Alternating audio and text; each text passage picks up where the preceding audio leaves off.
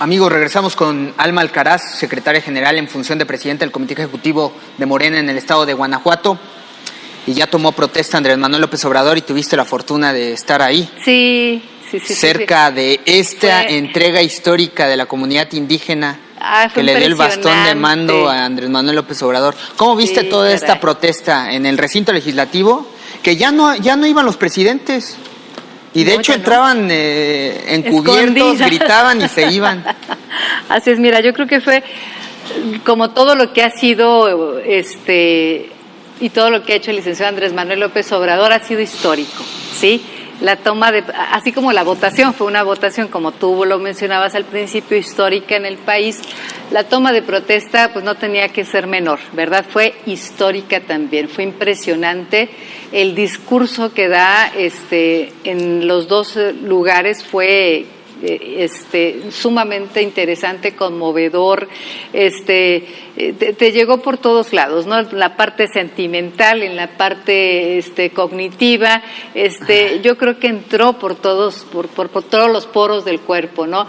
Fue realmente emocionante presenciar este acto del Zócalo, que fue el que me tocó estar, en donde dan el bastón de mando, pero además la alegría y la algarabía que se sentía, Eric, era inigualable, de verdad, era una fiesta de México. Quien había ganado y el festejo por lo cual estábamos ahí era porque había ganado el pueblo de México.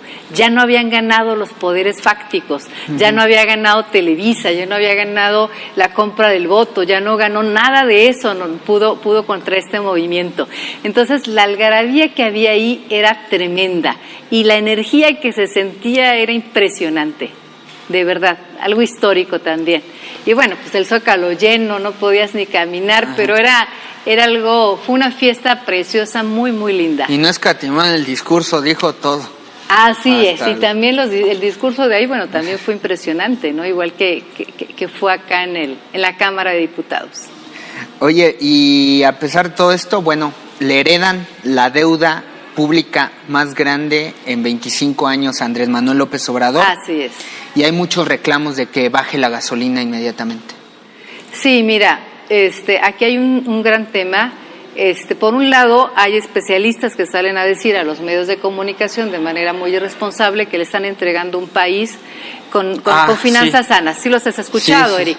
Pues el propio presidente. Sí, el propio presidente. Pero además hay muchos otros analistas que lo avalan. El secretario de Hacienda. Sí. Entonces, por un lado tenemos este discurso que es una falsedad, de que entregan finanzas sanas con una deuda como la que está recibiendo Andrés Manuel López Obrador. Sí. No hay finanzas sanas. Recibe la deuda desde Miguel de la Madrid hasta acá. Así es, donde creció, hay que decirlo, creció en el tiempo de... O sea, retroactiva. Así es, creció en el tiempo de Felipe Calderón y volvió a crecer en el tiempo ahorita de Peña Nieto. Ha sido sus dos más, sus crecimientos más grandes que ha tenido la deuda pública de México. Así es, la deuda que tiene nuestro país, ¿no? Entonces, ante esta situación, ¿cómo van a ser finanzas sanas, por favor? Y en eso entra el aeropuerto, porque todo el gasto iba para el gobierno federal. Así es. Y entonces ya le habían dejado comprometido casi todo el presupuesto. Es correcto. Dejándolo inamovible para que tuviera ejercicio en todo el sexenio. Así es, además de que hay que recordar también que el tema del aeropuerto, bueno, pues nos lleva al tema de la venta del avión, ¿no? Que ha sido también todo un tema importantísimo. Que solo la gaveta costó más de 1,000 millones, ¿no? Sí. El lugar donde guardaban, o sea, no hay calles. Más de 1,000 millones de pesos, es correcto. Entonces, todos estos excesos pues ya se terminaron, ¿no? Ya vimos Los Pinos, ya está visitándolo, ya es un museo, ya cualquier persona puede ir a visitar Los Pinos y ya queda en la historia cómo vivían. Ya, Centro Cultural de la Corrupción. Cómo vivían los reyes que nos estuvieron gobernando, ¿no? Porque fíjate, y paradójicamente, su comportamiento ni siquiera era de eso gobernantes. Lo funda Lázaro Cárdenas, ¿no? Cuando encuentra los excesos de los presidentes y que dice, no, basta, nos tenemos que ir.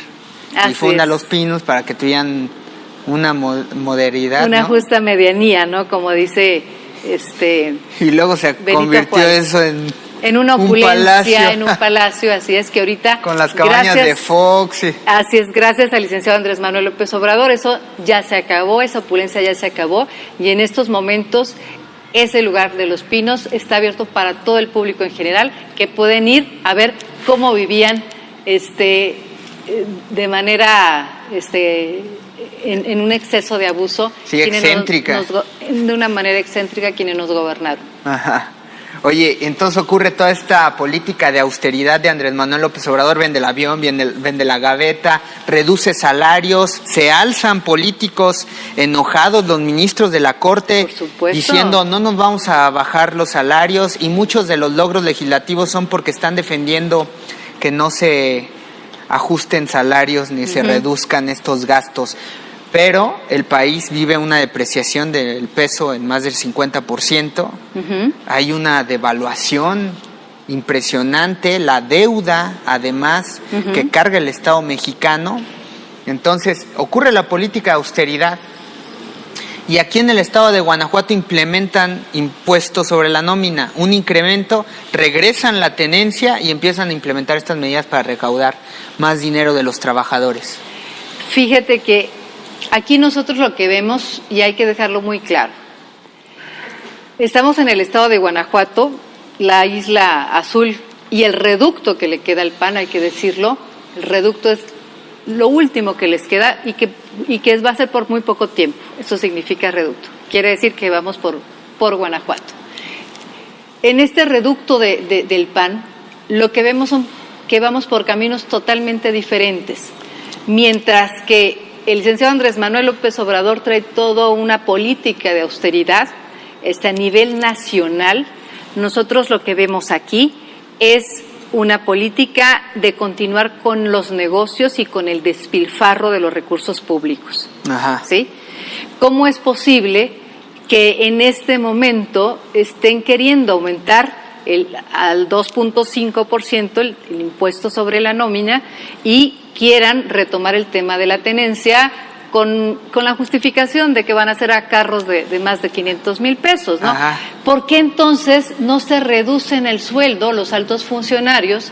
¿Por qué entonces no se quitan los gastos médicos mayores? ¿Por qué entonces no evitan... La seguridad privada. Así es, no evitan traer toda esa serie de guaruras que traen y evitan tener viajes al extranjero y evitan toda esta serie de gastos que ellos saben que son gastos superfluos y que significan un abuso ante la situación de cómo vive la mayoría de la gente aquí en Guanajuato?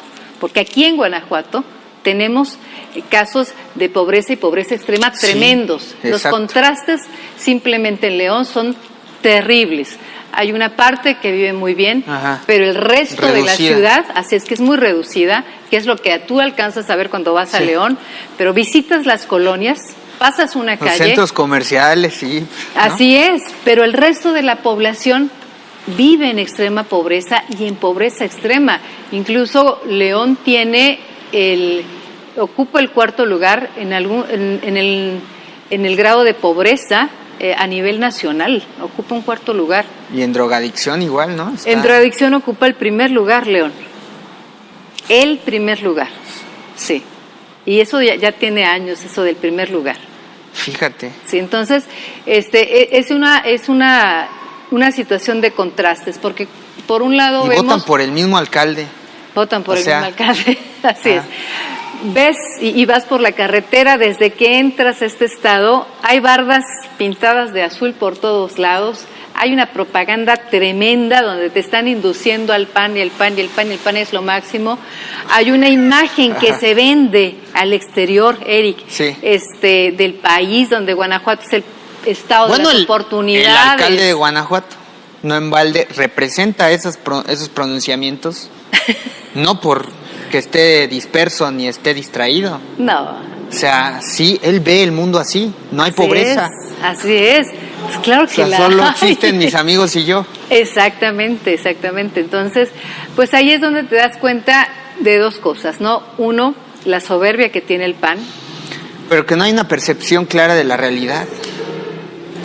O sea, veo que no toman en cuenta los niveles de pobreza. Mira, yo pienso que el control electoral y el control electoral que se ha ejercido durante años, y como ya se ha dicho en muchas ocasiones aquí, sí, en muchos lados, la fábrica de pobres a quien beneficia precisamente es al sistema PRI y es al sistema PAN. Ajá. ¿Sí? Y a ellos les encanta hacer una fábrica de pobres porque es a los que tienen controlados y es a los que van y le entregan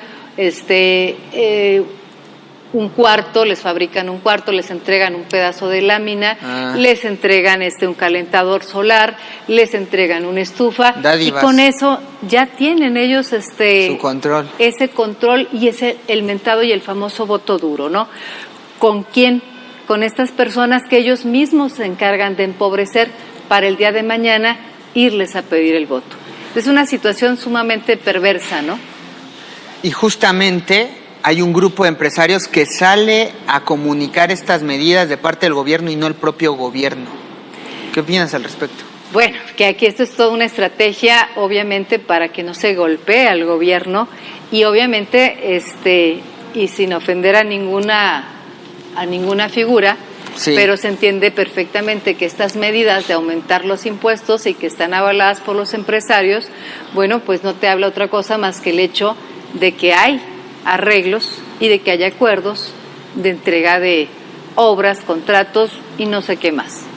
Oye, y claro que hay intereses. Y aparte es una evidencia de la cultura arraigada de una minoría que hace jugosos negocios al amparo del poder, porque me ha pasado, o sea, es evidente cómo los consorcios, las cámaras empresariales tienen un control político, sirven a un partido en vez de representar verdaderamente los intereses de la iniciativa privada. No ocurre. Así es, porque solamente sirven para hacer politiquería. Porque volvemos a lo que está pasando a nivel nacional, que eso ya está desapareciendo, ¿sí? Aquí continúa el poder político de la mano con el poder económico, de tal manera que únicamente es un grupo de personas, es un grupo de familias las que se cubren y las que están bien y las que van a buscar la manera de estar bien económicamente, políticamente y en todos los aspectos. Y el resto de la población, pues que Dios les bendiga, ¿verdad? Porque no les van a dar absolutamente nada, ¿sí? Más que las dádivas cada vez que hay alguna elección, ¿sí? Pero es este maridaje que existe desgraciadamente en este estado todavía y que a nivel nacional nosotros ya estamos viendo que Andrés Manuel les está diciendo al sector empresarial, ustedes van de este lado y yo voy de este lado. Ajá. Vamos a pausa con eso y regresamos con Alma Alcaraz a Uno por Una Opinión en Libertad.